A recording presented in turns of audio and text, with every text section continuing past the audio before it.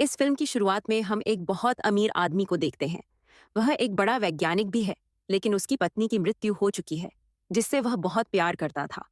अपनी पत्नी को खोने के बाद वह उसके बहुत सारे क्लोन बनाता है। इसी तरह वह एक बार अपनी पत्नी के क्लोन से शादी करके उसे अपने घर लाता है। इसके बाद वह उसके साथ रोमांस करने के लिए उसे बेडरूम में ले जाता है। उस क्लोन और इस आदमी के बीच यहाँ क्या होता है, ये हम आगे इस वीडियो में देखेंगे। तो चलिए इस फिल्म को शुरू करते हैं। कहानी की शुरुआत में हम हेनरी नाम के एक आदमी को देखते हैं, जिसकी शादी एलिजाबेथ नाम की एक लड़की से हुई है। ये लोग शादी के बाद अपने घर जाते हैं। घर पहुंचते ही उनका स्वागत घर की देखभाल करने वाली क्लेयर और हेनरी का अंधा बेटा ओलिवर करते हैं। हेनरी का घर बहुत बड़ा था। एलिजाबेथ इस घर की खूबसूरती देखकर बहुत खुश हो जाती है। यह शानदार घर जंगलों के बीच बना हुआ था, जो किसी शीश महल से कम नहीं था। इसके बाद डिनर में हेनरी और एलिजाबेथ के लिए एक शानदार टेबल लगाई जाती है। डिनर के बाद हेनरी एलिजाबेथ को लेकर कमरे में जाता है और ये दोनों यहाँ रोमांस करते हैं। अगले दिन हेनरी एलिजाबेथ को अपने शानदार घर के बारे में बता रहा होता है। यहाँ वह कई कीमती सामान एलिजाबेथ को दिखाता है।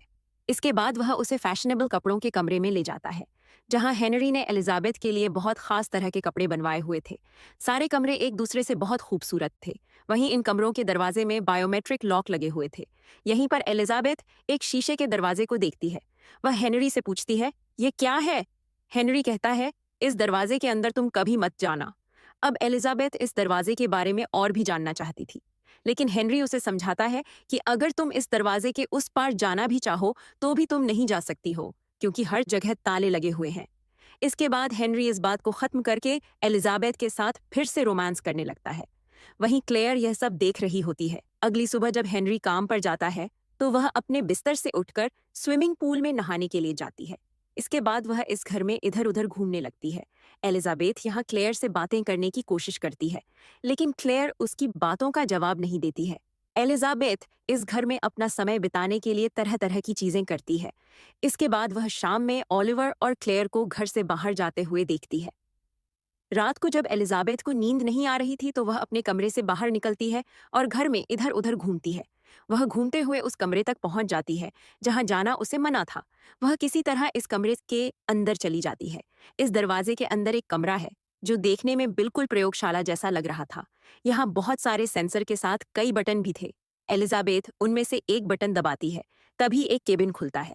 यहाँ पर एक कांच के कैप्सूल में एक जवान लड़की का शरीर पड़ा हुआ था, और उस लड़की के मुंह में ट्यूब लगी हुई है। यह सब देखकर वह बहुत डर जाती है, और यहीं पर वह एक टेबल से टकराती है, जिससे उसकी उंगली में चोट लग जाती है। इसके बाद वह वापस जल्दी से अपने कमरे में आती है। वह डर के मारे हेनरी को फोन करने लगती है, लेकिन नेटवर्क न होने की वजह से वह फोन नहीं कर पाती है। इसके बाद सुबह में जब वह जागती है, तो वह हेनरी को देखती है। वह अपने पियानो पर बैठकर पियानो बजा रहा है। जब हेनरी उसकी पट्टी बंधी उंगली देखकर पूछता है कि तुम्हें क्या हुआ, तो एलिजाबेथ कहती है, कुछ नहीं, बस मुझे छोटी सी चोट लग गई थी। हेनरी उससे कहता है, तुम झूठ नहीं बोल सकती हो। रात में एलिजाबेथ सोने का नाटक करती है। तभी वह देखती है हेनरी उस मना किए गए कमरे की तरफ जा रहा है। इसके बाद वह चुपके से उसके पीछे चलती है, लेकिन तभी अचानक हेनरी उसे पकड़ लेता है। हेनरी बहुत गुस्से में था। एलिजाबेथ अपने आप को बचाने के लिए हेनरी से भागने लगती है। एलिजाबेथ कहती है, उसने कुछ नहीं देखा है, लेकिन हेनरी कहता है, तुमने मेरी बात नहीं मानी। इसके बाद हेनरी उसका पीछा करके उसे मार देता है। इसके बाद हम हेनरी, ओलिवर और क्लेयर को देखते हैं। वे लोग घर के बाहर लॉन में एक कब्र बनाते हैं। इसके बाद ये लोग एलिजाबेथ के शव को उस कब्र में दफनाते हैं। इसके कुछ ही दिन के बाद हेनरी एलिजाबेथ के एक क्लोन को अपने घर में लाता है। जैसा कि इससे पहले एलिजाबेथ के साथ बातें हुई थीं, वही सब बातें इसके साथ भी होती हैं। हेनरी उसे अपना सारा घर दिखाता है और इसके बाद एक कमरे को दिखाते हुए कहता है, चाहे कुछ भी हो जाए, इस कमरे के अंदर मत जाना। एलिजाबेथ वादा करती है कि वह अंदर नहीं जाएगी। ये लोग नए जोड़े की तरह फिर से रोमांस करते हैं। यह सब क्लेयर खड़ी होकर देख रही होती है। रात में एलिजाबेथ को नींद नहीं आती है। इसके बाद वह घर में इधर उधर घूमती है। वह किचन में क्लेयर को देखकर उससे बातें करती है। यहाँ क्लेयर एलिजाबेथ से कुछ कहना चाहती थी, लेकिन तभी हेनरी यहाँ आ जाता है और वह अपनी पत्नी को बेडरूम में ले जाता है। सुबह में हेनरी अपने काम पर जाता है और एलिजाबेथ हमेशा की तरह इस घर में घूम रही होती है। वह यहाँ पर क्लेयर और ओलिवर को ढूंढती है, लेकिन उसे कोई जवाब नहीं मिलता है। वह पहले की तरह ही अपना समय बिताने के लिए बहुत सारे कपड़े पहनती है और कई तरह के गहने पहनती है। लेकिन रात में घूमते हुए वह भी उस मना किए गए कमरे की तरफ जाती है और वह उस कमरे के अंदर चली जाती है। लेकिन तभी वह चिल्लाकर यहाँ से भागती है क्योंकि उसने भी वही क्लोन देखे थे जो पहली एलिजाबेथ ने देखे थे। उस रात वह एक बुरा सपना देखती है। वह देखती है वह कांच के कैप्सूल वाली लड़की जो बिल्कुल उसी की तरह दिखती है। वह अपने कैप्सूल से बाहर आकर उसके कमरे में आती है। लेकिन तभी हेनरी यहाँ आ जाता है। जब वह एलिजाबेथ को देखता है तो एलिजाबेथ उससे बहुत डर रही थी। यह देखकर हेनरी समझ जाता है कि उसकी पत्नी ने उसकी बात नहीं मानी। इसके बाद वह एलिजाबेथ को ढूंढकर उसे पकड़ लेता है और वह उसका गला घोंटकर मारने की कोशिश करता है। लेकिन एलिजाबेथ अपने पैरों से उसे मारकर यहाँ से भाग जाती है। हेनरी उसका पीछा करते हुए अपने पूरे घर में घूमता है। एलिजाबेथ छुपने के लिए किचन में आ चुकी है। यहाँ वह अपने आप को बचाने के लिए एक चाकू उठाती है, लेकिन हेनरी अचानक यहाँ आकर उसे बेहोश करने की कोशिश करता है। एलिजाबेथ बेहोश होने ही वाली थी, लेकिन तभी वह चाकू से हेनरी पर हमला कर देती है। इसके बाद ये दोनों जमीन पर गिर जाते हैं। एलिजाबेथ जब होश में आती है तो वह देखती है हेनरी मर चुका है। वह हेनरी के फिंगरप्रिंट का उपयोग करके दरवाजे को खोलती है। वह यहाँ वहाँ खून को साफ करती है। इसके बाद वह हेनरी के शरीर को कपड़ों में लपेटकर लिफ्ट तक घसीटते हुए ले जाती है और वह खून लगे हुए कपड़ों को जला देती है। इसके बाद जब वह हेनरी का फोन देखती है तो वह पाती है यहाँ क्लेयर के बहुत सारे फोन हैं। इसके बाद एलिजाबेथ मदद के लिए आपातकालीन नंबर पर फोन करती है, लेकिन उसे अपने इलाके का स्थान पता नहीं था। कुछ देर के बाद जब ओलिवर और क्लेयर घर में आती हैं तो एलिजाबेथ इन दोनों को देखकर सब कुछ ठीक होने का नाटक करती है। क्लेयर एलिजाबेथ को अभी तक जिंदा देखकर बहुत हैरान थी। एलिजाबेथ कहती है हेनरी ऊपर आराम कर रहा है। अब क्लेयर किचन की तरफ जाती है, लेकिन तभी उसे दिल का दौरा आने की वजह से वह यहीं पर गिर जाती है और फोन उठाकर मदद बुलाती है। तभी एम्बुलेंस आकर क्लेयर को ले जाती है। इधर एलिजाबेथ निकलने की कोशिश करती है, लेकिन ओलिवर कहता है अगर वह इस दरवाजे को खोलकर बाहर गई तो वह उसकी मदद नहीं कर पाएगा। ओलिवर समझ चुका था कि हेनरी मर चुका है। एलिजाबेथ उसे अपनी सफाई देने की कोशिश करती है कि यह सब आत्मरक्षा में हुआ है। ओलिवर कहता है वह भी हेनरी से नफरत करता था। इसके बाद ओलिवर उसे पास में एक घर दिखाता है और कहता है वे लोग साथ में रह सकते हैं। वह ओलिवर से पूछती है वह कौन है। तब ओलिवर उसे उसके बारे में बताता है। वह कहता है वह हेनरी की क्लोन पत्नियों में से एक है और उसका नंबर 5 है। ओलिवर कहता है तुम जितना दूर हो सके यहाँ से भाग जाओ और अगर तुम चाहो तो तुम तिजोरी से पैसे भी निकाल सकती हो। इसके बाद एलिजाबेथ अपनी चीजें पैक करने लगती है। इसके बाद ओलिवर क्लेयर की डायरी लेकर यहाँ आता है और वह इस डायरी को एलिजाबेथ को देते हुए पढ़ने के लिए कहता है। जब वह इस डायरी को समझने की कोशिश कर रही थी तभी ओलिवर दरवाजा बंद कर देता है। एलिजाबेथ समझ नहीं पाती है कि क्या हो रहा है। वह जोर जोर से चिल्लाकर ओलिवर से कहती है उसे बाहर निकलने दिया जाए। जब ओलिवर दरवाजा नहीं खोलता है तो एलिजाबेथ क्लेयर की डायरी पढ़ना शुरू करती है। इस डायरी को पढ़ने के बाद उसे यह समझ में आता है कि क्लेयर को काम पर हेनरी ने बुलाया था क्योंकि वह एक मशहूर आनुवंशिक वैज्ञानिक थी। जब वह हेनरी के घर पहुंची तो उसकी मुलाकात ओलिवर से होती है।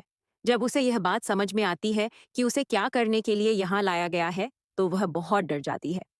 उसे यह समझ में आता है कि हेनरी अपनी पत्नी से बहुत प्यार करता था।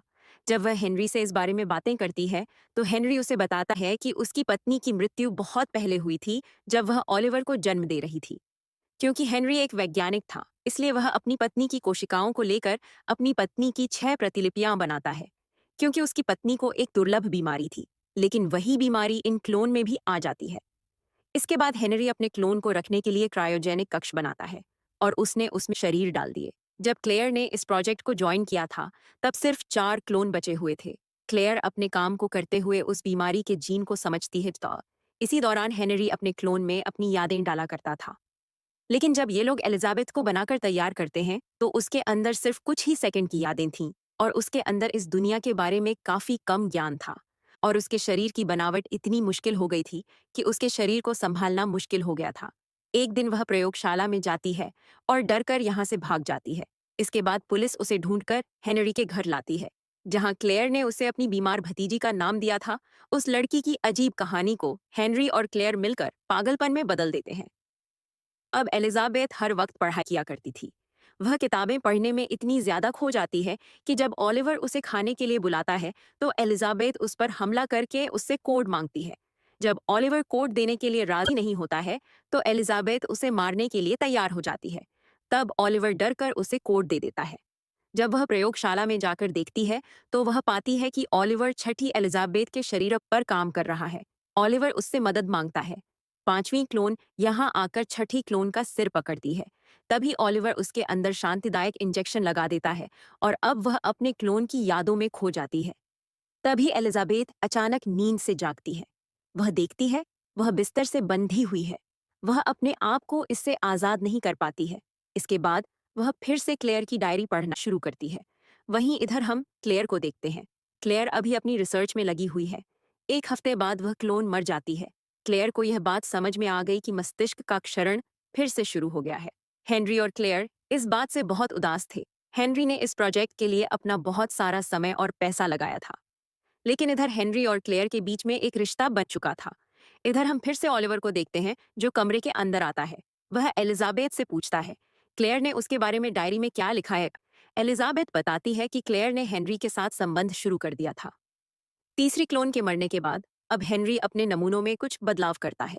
क्लेयर को पता नहीं था कि हेनरी ने नमूनों में बदलाव किए थे। इसका मतलब यह था कि क्लेयर का कोई कसूर नहीं था। उसने तो बीमारी को रोक लिया था और अब बाकी क्लोन स्वस्थ थे। इधर ओलिवर यह बताता है कि उसने बचपन में एलिजाबेथ की तारीफ की थी क्योंकि वह दुनिया की सबसे खूबसूरत लड़की थी, क्योंकि वह पहले देख सकता था। एक दिन ओलिवर हेनरी को इस लड़की को चूमते हुए देखता है और फिर उस रात हेनरी ने ओलिवर को अंधा कर दिया। एलिजाबेथ को ये बातें बताने के बाद ओलिवर यहाँ से जाता है। अब एलिजाबेथ इस डायरी को पढ़ते हुए कहती है कि क्लेयर ने अपने संबंध को खुद ही खत्म किया था क्योंकि वह एलिजाबेथ के साथ मुकाबला करना नहीं चाहती थी। इसके अलावा हेनरी हमेशा उससे अपने दर्द के बारे में बातें किया करता था क्योंकि उसने अपनी पत्नी को खोया था। इसलिए वह हमेशा उसके साथ बिताए हुए पलों को फिर से जीना चाहता था। क्लेयर को एलिजाबेथ के बच्चे के बारे में कोई भी जानकारी नहीं मिलती है और वह समझ जाती है कि ओलिवर हेनरी का बेटा नहीं है, बल्कि वह खुद है। उसने खुद को ही बनाया है क्योंकि उसे यह डर था कि एलिजाबेथ उसके अभी के रूप को नहीं चाहेगी। सुबह में जब एलिजाबेथ उठती है तो वह अपने गले के पास एक नुकीली चीज महसूस करती है। यह ओलिवर था। ओलिवर उससे पूछता है क्लेयर ने डायरी में उसके बारे में क्या लिखा है। एलिजाबेथ बोलती है कि क्लेयर ने उसे हेनरी का क्लोन समझा था, लेकिन यह सच नहीं है क्योंकि हेनरी ने एक जन्म प्रमाण पत्र दिखाया था। इसीलिए ओलिवर हेनरी नहीं है। अब एलिजाबेथ पूछती है क्या तुम मुझसे प्यार करते हो। इसके बाद वह अपने कपड़े उतारकर ओलिवर को फिर से अपने पास बुलाती है। अब ओलिवर खुद को कंट्रोल नहीं कर पाता है और वह एलिजाबेथ के पास आता है, लेकिन एलिजाबेथ उसे जमीन पर गिरा देती है और वह उसे मारना शुरू करती है।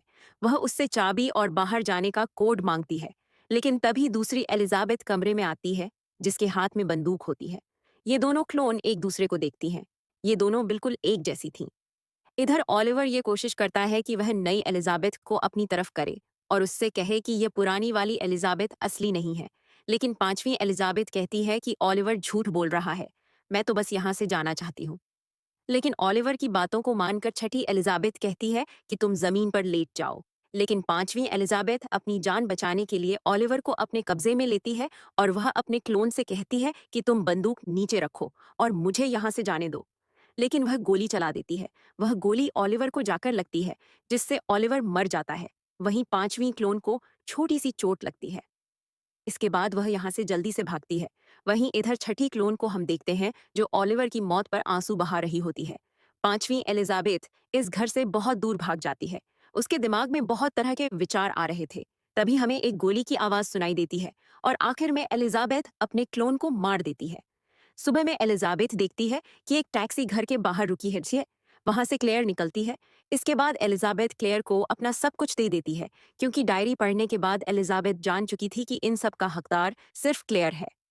इसके बाद एलिजाबेथ रास्ते में अकेले निकल जाती है और यहीं पर यह कहानी खत्म हो जाती है। ये फिल्म कई तरह के सवाल छोड़कर जाती है। क्या इंसान अपने प्यार में इतना अंधा हो सकता है कि वह अपनी प्रेमिका के मरने के बाद उसके क्लोन बनाए और उनके साथ अंतरंग हो? क्योंकि ये तो बस क्लोन है, ये तो उसकी प्रेमिका नहीं है। क्या हेनरी का इस तरह से प्यार करना सही था? आप हमें कमेंट बॉक्स में जरूर बताना। फिल्म अच्छी लगी हो तो एक लाइक जरूर कर देना और ऐसे ही वीडियो के लिए मेरे चैनल को जरूर सब्सक्राइब कर लेना। तो मिलते हैं हमारे अगले वीडियो में।